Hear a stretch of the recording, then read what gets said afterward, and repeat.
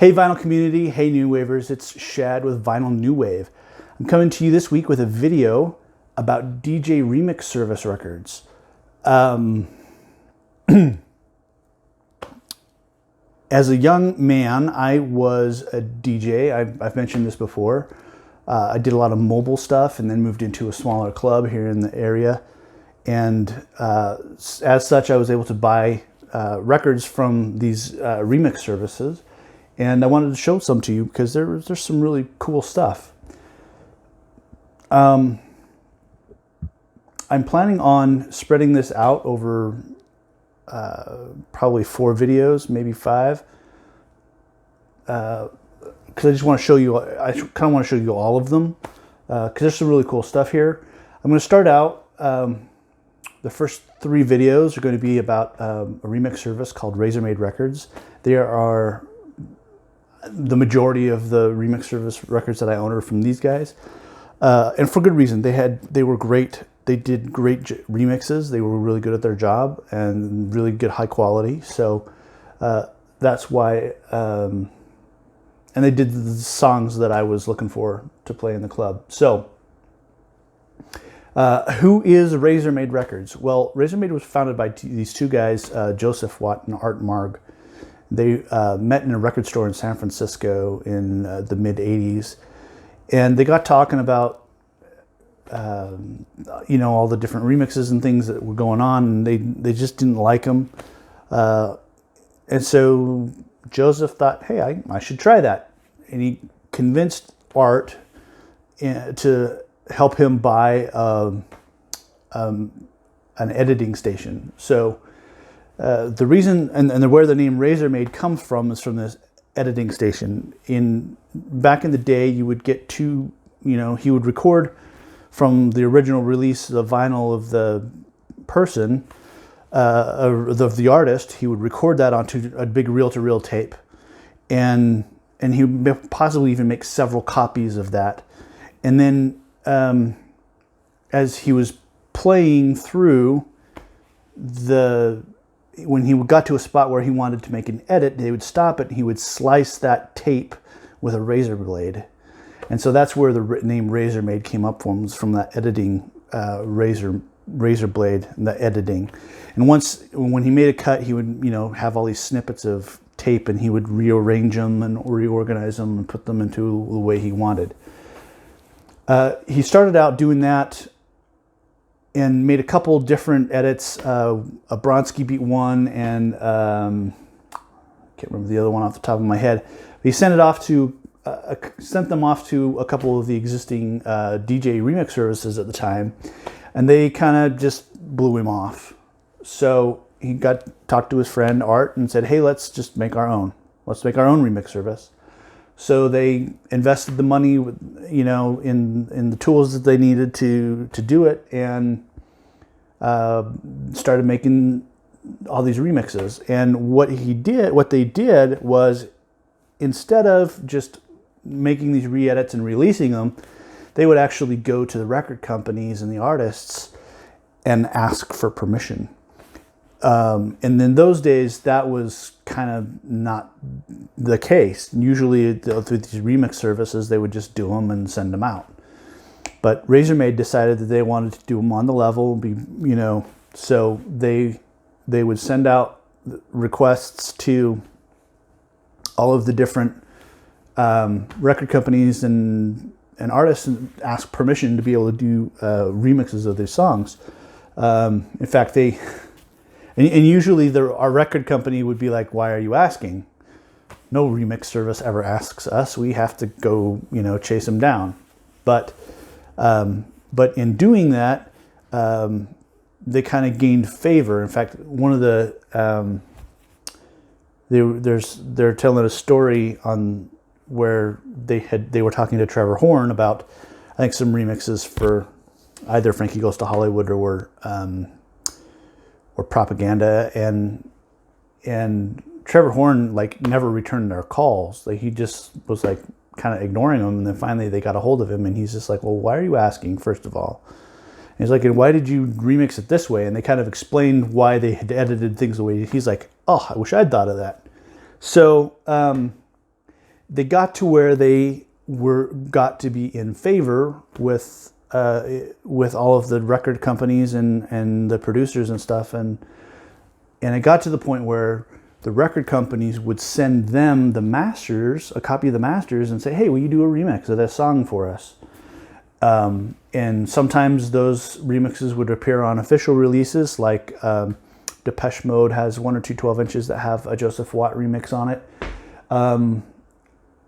And Red Flag has all of their Razormaid remixes have been on their reissues and stuff. Or they would, remix them and then release them on their own label, with, of course, all rights going to the original owner. So they got to be really pretty popular amongst DJs. So their first series was just called the Razormaid series, and they all the covers are kind of they're funny. They make these. They all have maids doing things that are musicy. Like this one. This one is chapter 4, pressing the vinyl. This is the number 4 issue. This is actually the only record I have from that first series. I just haven't seen this anywhere, any of these others elsewhere. But this was a really great one. It's got some really good tracks on there. You can see there's a Dead or Alive, there's a Visage song, a Cabaret Voltaire song, How to Be a Millionaire from ABC, and You Spin Me Round. And one of the things that they kind of prided themselves on was their design, their packaging. They didn't want to be just a regular DJ service. Most of the DJ services of the day, they would just have a black vinyl record in a generic black sleeve, and there'd just be like a sheet of paper that was photocopied, that would shoved in there, that had their track listing. And these guys wanted to take it up a notch in the design. So this is their, like I said, this is their 4th issue, their 4th release. It's chapter 4, pressing the vinyl, and it comes on this really cool blue vinyl. You can see this. The center label there has a picture of a maid on the phone, and then their track listing. They're almost always 2 disc sets, 45 RPM, 2 songs on each side. So a total of 8 songs per release, unless there was something like some of them had a medley on them, that they did a number of medleys for a number of different artists, and so some of the medleys would be a full side. But other than that, so that was the first series.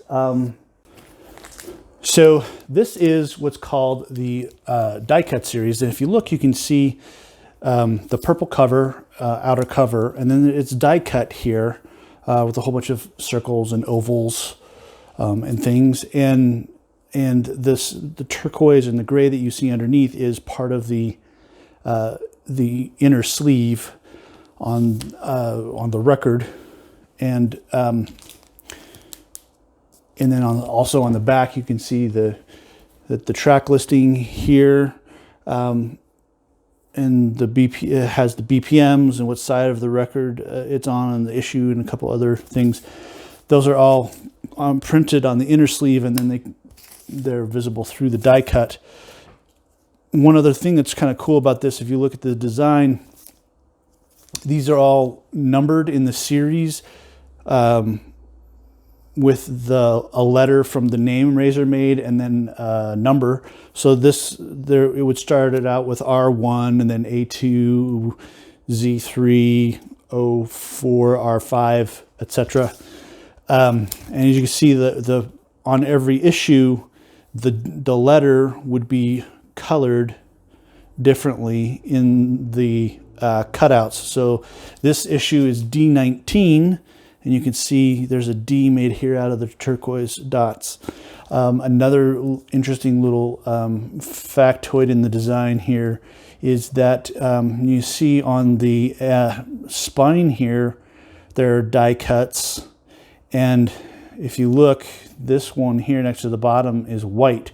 So this corresponded to the issue. So if you had them in a, you had them in storage and, in a cubby or whatever, and you were looking for one, you could see which issue you were on by looking at the spine. So this is 1, 2, 3, 4, 5, 6, 7, 8, 9, and then 10. So, so you would have, you could tell by just looking at the spine which issue it was you were looking at. So really innovative design on these. They won some design awards. They beat out National Geographic for some design, some kind of design award. This particular issue has Eighth Wonder, I'm Not Scared, The Cure's Hot Hot Hot, which is actually probably the best remix of that. Sharp and Newman, Gary Newman, Microchip League, and Act, I Can't Escape From You. This one is actually on black vinyl. The originally was on orange vinyl, but they had some pressing flaws that happened, and they repressed it. And when they did the repress, they just did it on black. So this one is A12. Features songs by Sparks, Nights Are Ebb, Murderous, Dead or Alive, Something in My House, Kraftwerk's Sex Object, and Susie and the Banshees' Wheels on Fire, the Dylan cover, I think it is. This one is on this really cool white vinyl.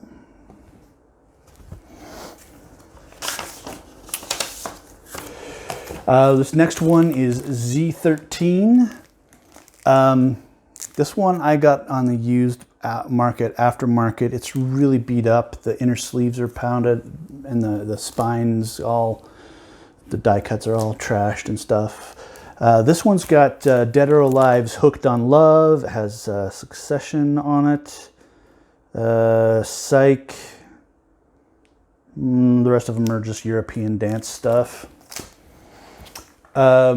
This issue is !20. Has a Pet Shop Boys song on here. I Get Excited. Yellow, The Race. Psychic TV. And kind of an acid house song called Move Your Ass and Feel the Beat by a band called The Erotic Dissidents, which is actually a really good one. And of course some other European dance bands and stuff on there. And next up is A22,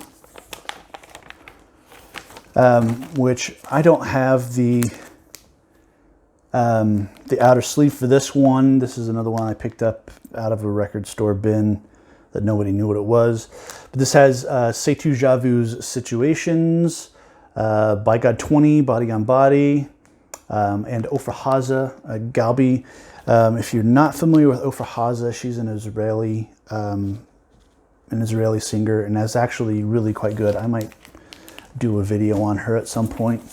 This one is on this clear vinyl, this Coke bottle vinyl. Okay, next up is O24. This issue has, the big ones on here are Nights Are Ebb's Control I'm Here, and Jean-Michel Jarre song called Revolutions. Everything else on here is kind of like acid house or new beat, European stuff. The highlight of it is the song called Moments of Ecstasy by a band called You and Me, which, the band is Moments of Ecstasy. The song is called You and Me. Those are actually members, the band Moments of Ecstasy. The people from that also started, what's their name? It was just on the tip of my tongue. the Lords of Acid. Yeah, those guys started the Lords of Acid, and this song's called You and Me. It's got a lot of erotic, you know, moaning and groaning and swear words in it. Something you would totally expect from the Lords of Acid, because basically it is the early Lords of Acid. And then finally, the last record that I have in this die cut series is R25, which is this one here. And this one has songs by groups like the Genetic Terrorists, a song called Machine Gun, Red Flag, If I Ever, By God 20's America, Sandra, who's a German pop star, wife of Michael Cretu, and a song from her, Deborah Sasson, who is a classically trained artist. I talked about her, I think, in like Pink Video. And Hubert Ka is also on here, Welcome Machine Gun. This one, oh, I didn't even show this last one. This is on red vinyl. But on this one, it's on this really cool orange vinyl. And this is actually one of my favorite releases. All the songs on here are actually really quite good. And I remember I used to pull this one out and listen to them all the time just to listen to them. So that is my first video on the DJ remix services. I'll do another one probably next month, maybe over the Christmas break or something. Some great music come out of these DJ remix services. And they did a really good mix of stuff that you knew, you know, a little bit more popular stuff, and mixed in some stuff that just never got released in the United States, or if it did, it was very limited. It was a really great exposure to some new music, like Ofra Haza. I learned about her from these guys. Yeah, so if you like these, please, you know, if you like this video, please thumbs up. If you haven't already, please subscribe. I want to say thank you to all my new subscribers. I've gained a pretty big chunk of new subscribers over the last week or two since I launched my 100 subscribers contest. So thank you to everybody who's subscribed. And if you haven't already, please subscribe. And until next time, remember, you spin me around like a record, baby.